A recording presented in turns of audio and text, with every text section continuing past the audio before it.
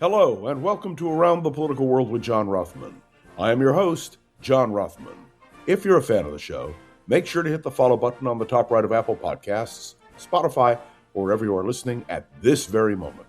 When you hit follow, leave a review or share an episode with a friend. It helps other people discover the show, keeps us going. As I like to point out each and every day, it expands our base. Big news this morning on every level. Let's begin with the war. And it is a war. There is no ceasefire. Let's be very clear. And the president's threat to Oman, absolutely stunning. Oman has been a staunch ally of the United States, but the president says if, in fact, Oman cooperates with Iran on opening the Strait of Hormuz, well, it's a problem. And it could mean war. That's right. He's threatening Oman. Can you believe it?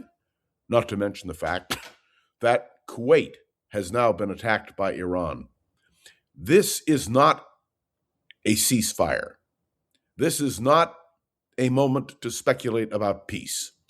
This is a moment when we better understand directly and simply that there is a war going on. And although the Speaker of the House of Representatives says it's not a war, and the President is now saying it's not a war, and, well, it is a war. That's what we're doing. And we better understand that Congress has no role, none at all, that this is purely a decision by the President of the United States. And that, my friends, means that when this crisis is over, as inevitably it will end, there has to be a debate which takes place, an active debate, about whether or not the war-making powers of a President of the United States extend as Donald Trump has used them. By the way, his use of language, which people now are used to, they say, oh, it's just Donald Trump. That's not the way the President of the United States should be perceived by the world. What the President says, how the President says it, is important and can make the difference between war and peace, can make the difference between understanding and misunderstanding. A president's threats against Oman, the fact that Kuwait has now been hit by Iran, the fact that the Gulf states are all in turmoil because they don't know what is going to happen next, should concern us all. And yes, Congress should have a role. If nothing else, there should be congressional hearings. If nothing else, Congress should demand accountability from the executive branch. But of course, Congress, because it's controlled by the Republicans, is completely passive. I want to emphasize that was not what the founders envisioned. I took a look again at the Federalist Papers. The whole point was a balance of power, advise and consent, the ability of Congress and the executive to work to solve problems. We're not seeing that now. And I must tell you, from the point of view of American democracy, it's very, very concerning. There is a second issue, which is now clearly at the top of discussion, and that is the weaponization of the Justice Department. Does anybody doubt that the decision by the Justice Department to go after E. Jean Carroll is a misuse of federal power? Does anybody doubt that it is an abuse of power? Does anybody doubt that the President of the United States has weaponized the Justice Department? I had a discussion yesterday with a good friend who asked me, well, didn't Joe Biden do that? And my answer was, it's never a good idea for anyone to weaponize the Justice Department. Did Joe Biden make mistakes? You bet. And we pointed them out. But this action by the Trump administration is so egregious, so outrageous, so irresponsible that it can only be labeled an abuse of power. I want to point out that the Supreme Court has refused to rule on the question of Ms. Carroll's petition. And the simple truth is that we now face a situation where we know that the President of the United States is determined to go after his enemies. Now, I've told you the story before but I want to tell you again about a discussion I had before the election with a very good friend who decided to vote for Trump. And when I raised the question of reprisals, retribution, all of the kinds of things that Trump had threatened, with a wave of a hand, he dismissed the idea that Donald Trump would ever engage in such activity. Guess what? Donald Trump does engage in such activity. What is happening now, despite the acting attorney general recusing himself, is a simple reality. Donald Trump will use the levers and power of government to go after his perceived political enemies.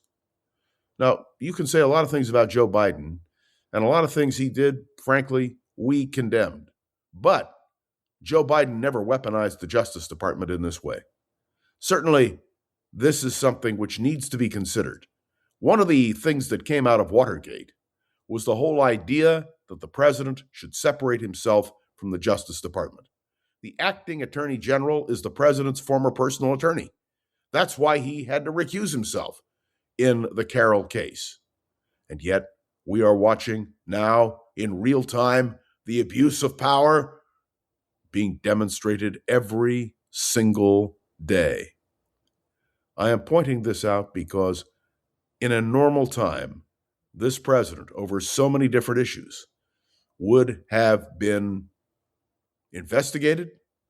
There would have been impeachment resolutions. But what we're seeing now is complete passivity. Now, that may change in the days and weeks ahead because Republicans who Donald Trump tried to purge may have been purged beginning in January of next year, but they remain in the Senate and in the House until January. And that means Donald Trump is going to have to deal with people who really understand what is happening. And the question is, will they take up the cudgel of revealing all of what Donald Trump is doing? And that applies, my friends, most directly to the investigation of child abuse and the Epstein case. The Justice Department has decided again to roll over, to not really pursue these matters. And there is outrage being expressed by Democrats and Republicans. But how will it manifest itself? Will Congress get into gear and do something about it? The answer appears to be no. I want to talk to you for a few minutes about something else that is deeply, deeply concerning. And that has to do with the future of the Republican Party. It seems to me I raised this issue repeatedly, but seems to have no impact. There seems to be no real debate about it. If, in fact, J.D. Vance and Marco Rubio are the future of the Republican Party, then the Republican Party has ceased to be a functioning political party. I remind you that on January 6th, Donald Trump Jr. stood on the ellipse and said, "There is no more Republican Party. It is the party of Donald Trump." That is demonstrated every single day. Now, let me use an analogy. And the analogy has to do with a bird flying. If you clip the wing of a bird and the bird can't fly, well, its usefulness in terms of flying is over. What we are witnessing now is a Republican Party that is completely passive in the face of Donald Trump's egregious actions. Whether it has to do with war and peace, whether it has to do with congressional investigations, whether it has to do with the question of the Epstein files, whether it has to do with a president weaponizing the Justice Department, all of these things are real issues. Now, last night in my discussion with my friend, I raised the fact, and he raised the fact, that I am citing so many different examples, and that's because there is Trump derangement syndrome. There is just too much criticism of Donald Trump.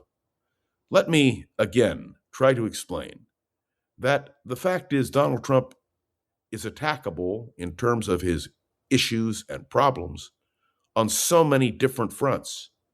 And it's true. It's true, as was pointed out to me in this discussion, that the courts and the Congress have not really acted in any way to curb Donald Trump's abuses of power.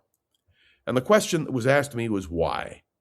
And I said, because the Republican Party has sold its soul. That's right. It sold its soul. And I used as an example the novel or novelette, The Devil and Daniel Webster, in which Daniel Webster is forced to defend someone who has sold his soul to the devil. That's what's happened to the Republican Party. They have sold their soul to the devil. And as a result, they are unable to get themselves out of this situation. Let me please define for you what I mean by selling your soul. Anyone who criticizes Donald Trump is immediately put on the enemies list. Remember Richard Nixon's enemies list? Some of you are old enough to remember that. And the outrage in this country over the idea that a president of the United States had an enemies list. Do you remember that the Justice Department was being used by Richard Nixon as a vehicle for retribution? And so the decision was made to pass laws that would preclude a president ever having that kind of abuse of power. What we are seeing now, perhaps, as my friend pointed out to me yesterday, all of that happened 50 years ago. World has changed. Personalities and politics have changed. And that I should get used to the fact that there have been these changes. Let me make my position crystal clear. I will never, ever allow time to erode the truths of American democracy. I do go back and read the Federalist Papers. I do consider the implications of the Constitution. I reminded you the other day that I just finished reading Arthur Schlesinger Jr.'s book, The Imperial Presidency, published in 1973. There needs to be a companion volume written now about the imperial presidency of Donald Trump. The bullying, wow, unbelievable. Look, have you seen the Arc de Trump that Donald Trump keeps talking about wanting to build? Most people who are familiar with Washington, D.C. and the history of our country are appalled. And yet Donald Trump may have the ability to move forward with no obstruction because Republicans in Congress are rolling over and playing dead. This, to me, is one of the most shocking moments in the history of the American Republic. Why? Because something we thought could never happen, a president of the United States completely out of control, saying very clearly when he was asked, Donald Trump was asked about why he was building this ark, he said, for me. He was blunt. It will be the Arc de Trump. And that needs to be understood. The same thing applies now to the construction taking place at the White House, done without congressional authorization, and I wonder, where's the budget coming from? This is something so remarkable, so incredible. In fact, from my perspective, so incomprehensible that we need to begin addressing these issues. And the Republicans have to address these issues as well. Let me explain that one of the main arguments against Richard Nixon was the abuse of power. Is there anyone listening to the sound of my voice who will not concede that the abuse of power of Donald Trump makes everything pale in comparison? And that, my friends, should disturb everyone, because there needs to be accountability. When a president can make outrageous, egregious statements, when a president can weaponize the Department of Justice of the United States of America, when these things can happen, and there is virtually no outcry by those who should be speaking out, well, we've got a real challenge. When Benjamin Franklin said to the woman outside of Constitution Hall, "A republic, madam, if you can keep it," that's where we are today. A republic, my friends, if we can keep it. and we have a lot of work to do. All right. I know that many of you will agree or disagree with me, and I look forward to hearing your comments. Remember, tomorrow is Friday, and I will answer your questions. But in the meantime, thanks for tuning in to another episode of Around the Political World with John Rothman. I'd love to hear your thoughts on today's episode. You can write a review on Apple Podcasts, drop a comment on YouTube or Spotify, and click any of the links in the show notes to connect with me on social media. Remember to share this episode with a friend or colleague so we can continue to grow and expand. And make sure you get your questions in for tomorrow. Gogo Zoger, our wonderful producer, is waiting to receive them, and I, frankly, can't wait to answer your questions. This show has been getting so much positive attention that we're excited to bring on the advertising support that we now have. This will and does help us create more opportunities for Around the Political World, and that's our goal. So, that's it for today. I look forward to tomorrow. Who knows where the world will be, but I know where you and I will be, right here on Around the Political World with John Rothman. See you tomorrow. If you like the show, please take a moment to rate, review, and subscribe. It really does help the show to grow. Thank you for listening.